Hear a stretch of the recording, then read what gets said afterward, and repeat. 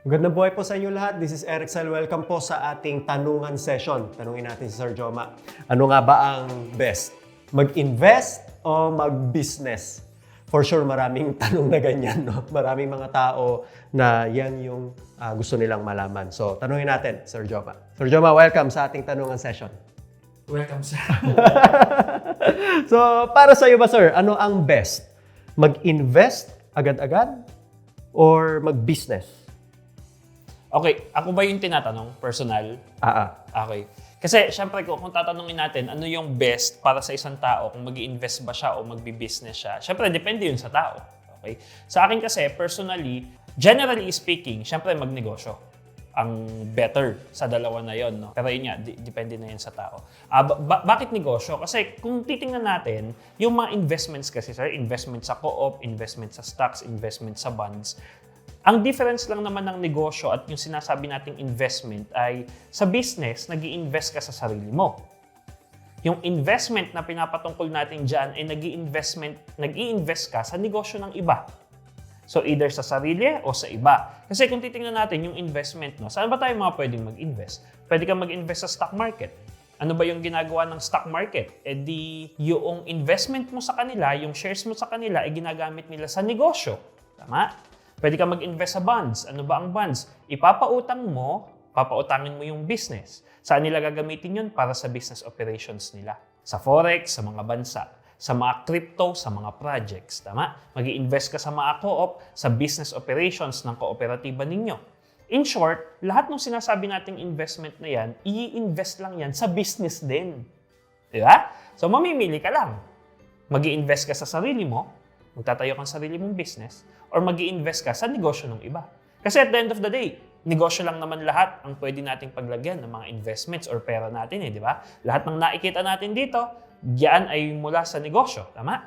Hindi na natin alam kung may investment ba yan na iba or hindi. Ngayon, for me, generally speaking, ay business. Kaya natin sinabing generally speaking kasi papaano yung isang empleyado. Ano ba ang maganda sa kanya? Mag-business o mag-invest? Depende sa sitwasyon niya. Depende sa oras na meron siyang kayang ibigay. Tama? Dahil lahat ng negosyo mo ay dapat bigyan mo yan ng oras para maging profitable or maging successful siya in the future. Bigyan mo nga ng oras. Minsan, hindi pa nagiging successful, di ba? Papaano pa yung hindi mo bibigyan ng oras? Papaano, sir? So, sa isang empleyado, mas maganda ba na magnegosyo o mag-invest? Depende sa kanya, sa oras na maibibigay niya. Kasi, halimbawa, yung mga tao na nasa audit, papasok, may mga stories yan. Pag nasa Manila, papasok yan ng alas 6 ng umaga. No? Audit season, uuwi yan alas 12 ng madaling araw. O paano mo sa kanyang masasabi na mas magandang mag-business, di ba? 6 na oras na lang ang meron siya, itutulog niya na lang yon. So, depende yan sa tao. Para sa akin po, negosyo. Okay? Bakit? Lalo sa nagsisimula. Kasi sa negosyo, either maging successful or hindi. Tama? Ang difference lang kapag nag-invest ka sa sarili mong negosyo, marami kang matututunan compared sa i-invest mo sa iba. Kasi sa iba, ang ibibigay mo lang pera. Tama? Pag nag-invest ka sa business nila. And parati kong inuulit na kapag pera lang ang ininvest ng isang tao, pera lang din ang ine-expect niya na kapalit. Kapag po tayo ay nagnegosyo, syempre, hindi lang pera ang i-invest mo dyan. Pera mo, oras mo, effort mo, di ba? Etc. pa. No? So, sa mga experiences mo na yan, may matututunan ka kasi doon. Lahat naman yan eh. Since negosyo yan, pwedeng malugi yan. Kahit na malaki yan, kahit na ikaw na nagsisimula, may chance po na malugi yan. So kung mag-i-invest tayo minsan dun sa mga stock market, no? Or sa mga like co-ops, etc. Or sa mga business ventures, minsan yung mga tao dyan, sinisisi yung iba. Meron pa nga silang fallback eh. Sinisisilin nila yung iba kasi hindi naging maganda yung performance ng business venture. Kailangan natin silang tanungin, alam mo ba kung paano maging successful ang isang business? Hindi, nag-invest lang ako. Kaya kung pamimiliin tayo dyan sa nagsisimula, go for business. Sa business, poproblemahin mo yung marketing, management, finance, yung vision pa, yung pagpaplano pa. Sa lahat ng yan, may personal growth ka dyan. Yes, magfe-fail yan, pwede, di ba? Pwede mag-fail yan 5-7 beses bago ka maging successful. Pero sa 5 and 7 beses na nagfe-fail ka, meron ka natututunan doon. Sa investment, pwede rin mo mag-fail di ba? Pwedeng mag-fail, pero ano ang natutunan mo? Halimbawa, nakita mo, yung stock natin bumagsak, nag-fail yung business. hindi ka naman nakiparticipate doon sa mismong operations ng business, di ba? Mababasa mo lang siya kung ano yung nangyari. Pero alam mo ba, nakaparticipate ka ba sa mga decisions para mag-adjust yung business doon sa current na problem nila? Hindi naman. Di ba? Actually, sir, alam mo, sa mga mag-i-invest, much better, lalo sa mga, since lahat nga naman ay investment lang sa business, mas maganda na ang mag-i-invest ay nakapag-try na ng sarili niyang business. Mas magkakaroon siya ng empathy doon sa investment venture na pinasok niya. Kasi alam niya kung gaano kahirap eh. Alam niya kung gaano kahirap pag nag-i-struggle yung business, saan kukuha ng pera, etc. etc. Alam niya yan. Kaya yung mga negosyante, kapag nag-invest yan, they understand the risk. Alam nila na ito, okay, may lugi yan. Pero kasi yung pera na pinang-i-invest ko ngayon, extra pera ko na lang. So, and naniniwala sila doon sa project, yun na lang siya. So, para win-win ang situation ng lahat, much better na mag-start tayo sa negosyo dahil matututo ka, mag-grow ka, and then, kung mas gusto mo ang mas mabilis na pera, mag-business ka. Bakit? Ba't siya mas mabilis? Well, kahit saan mo tingnan, lahat ng profit sa'yo. Yung bilis ng negosyo, sa'yo. Kapag nag-invest ka, di ba? Yung bilis ng profit, depende sa ibang tao. Yung operations ng investment, depende sa performance ng ibang tao. Hindi mo siya masyadong controlled. And kung titingnan natin, syempre, mas merong exponential growth pagdating doon sa business mo kesa doon sa mga investments na mga passive investment lang. So doon sa business, pwede hindi ka mag-declare ng tax, no? Pero dapat din naman, di ba? Hindi, ano lang sir, kung titingnan natin, kasi ang kailangan nating ang kailangan lang pong perspective na meron kasi tayo diyan ay yung amount of time eh. Tama. Iba-iba kasi yung yung time na meron tayo, no. And pagdating sa comparison ng business at investment, iisa lang naman ang time frame diyan eh. 20 years short term. Doon lang naman tayo nagkakaroon ng problema eh. Na yung perception natin ng time, akala nung ibang tao kapag magninegosyo ka, 3 years, 5 years, dapat successful ka na. Akala nung ibang tao pagdating sa investment, 3 years, 5 years, dapat profitable na yung investment mo. Hindi mo yun matututunan kapag ikaw ay nag-invest lang. Purely. Matututunan mo yung realization na yon kapag nagnegosyo ka talaga. Kasi makikita mo kung ano yung makailangan talaga. Na ang sa negosyo, hindi pala siya ganun kabilis talaga.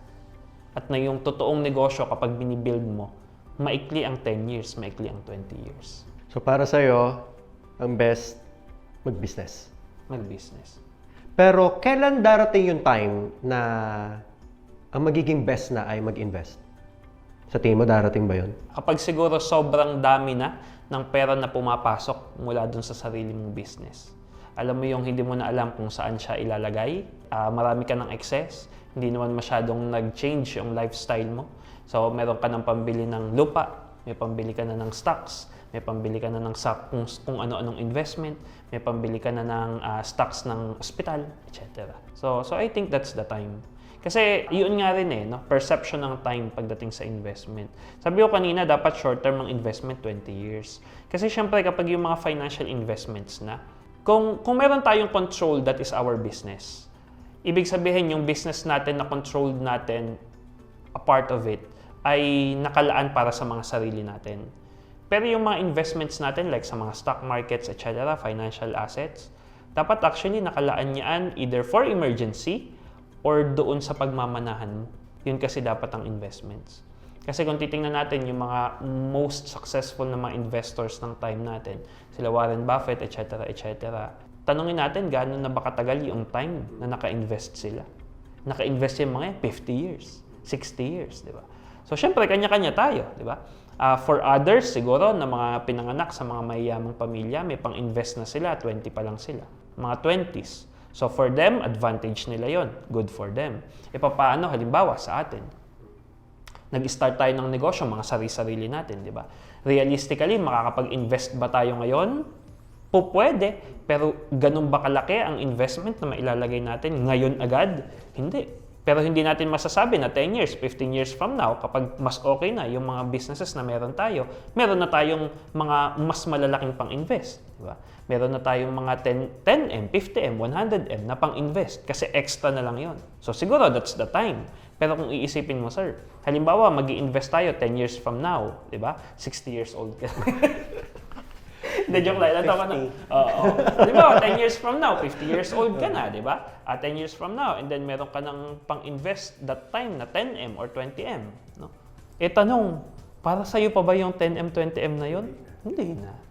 So, dapat ang mindset natin pagdating sa mga investments na financials, hindi yan yung pera na para sa atin. Pera yan na sa next generation. Ano yung pera na nasa atin? Yung negosyo na ginagawa natin ngayon. Kasi pag edad mo ng 60, 65, 70, di ka na makakain ng crispy pata, di ba? So para sa pa yung gagastos ka ng, di ba? Ng malaki. Tama. So, yun, sir, sa akin. Business. Sabi mo, sir, kanina ay pag business kasi controlled mo siya. Kontrolado mo ang galaw nito. Unlike sa investment, hindi mo to kontrolado. Do negosyo lang din naman yun. Pero ang decision making ay nandun sa kung sino ang nasa operation, sino ang may-ari. Pag sinabing kontrolado, sir, pwede bang, paano sir, ano-ano yung mga yon? Ano-ano yung mga kinokontrol mo doon? Even ba paggising sa umaga, mga ganon? Kanino ka magbebenta, marketing? Well, yes, yun, sir. Basically kasi, halimbawa, nag-invest ka sa mga isang malaking kumpanya, unless, yun nga, no, na napakalaki mo na kaya mong i-take over yung isang company, no? Hindi yun yung sinasabi natin. Ang sinasabi natin yung sa current situation natin, no? Pagdating kasi sa business, ang sinasabi lang naman natin na control dito ay, well, una, yung vision, the mission, and then the operations. At least yung system, sir, ng business, di ba? Meron tayong sino ang magbibigay ng vision para kung saan tatakbo ang negosyo, sino ang magmamanage or mag-oversee ng lahat ng operations, sino ang nasa finance, sino ang nasa sales and marketing, sino ang nasa management, technically speaking. Kapag kasi ikaw yung nagtayo ng negosyo na yan, lahat yan sa umpisa, poproblemahin mo yan eh. So, meron kang part na controlled sa side na yon. Compared to mag-i-invest ka sa isang business na magbibigay ka lang ng pera doon. No? Unless bibigyan ka nila ng sort of consultation, pero kapag dating sa mga executive na mga decisions sa mga company, unless ikaw yung CEO, may control ka. Pero doon kasi sa business na itatayo mo, syempre ikaw ang lahat may control doon. Yung system, kung paano siyang gagana, yung culture, kung paano mong i-build yung culture, yan, controlled mo yan. So, mas maraming sakit ng ulo dito? Ay, mas maraming sakit talaga ng ulo dyan. Kaya nga sabi natin, di ba, mas mag-grow ka kapag pinili mo ang negosyo kaysa investment. Kasi syempre, part ng growing ay yung pains.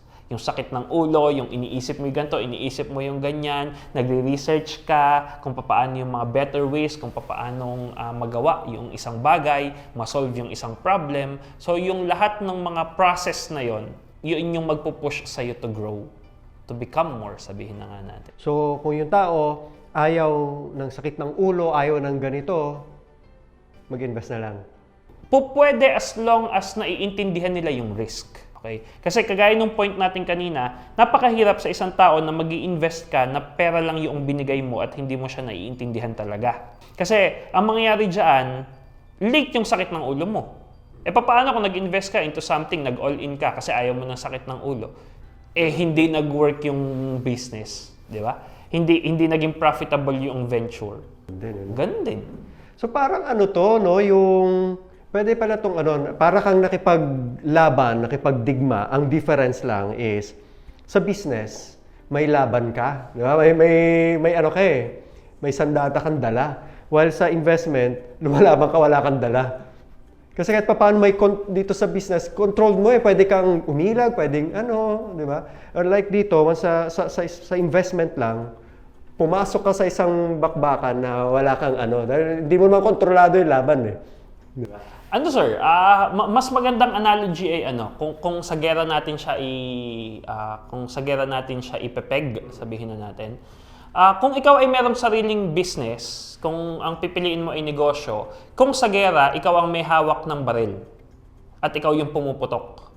Okay? Kapag investor ka, ikaw yung may hawak ng bala. Pero bala lang hawak mo. So, useful ba yung bala? Yes. Pero hanggat hindi mo hindi mo na ilalagay yung bala sa isang baril, hindi yan puputok. So, kapag sarili mo namang business, then yes. Ikaw yung may hawak ng direction kung saan ipuputok yung baril. Pero yung iba, ginagamit yung bala sa anting-anting na. So, ayun. So, sir, may idadagdag ka pa ba dito sa ating wala na. Alright, so yun po yung natutunan natin mula kay Sir Joma. Para sa kanya, ang best daw po ay business.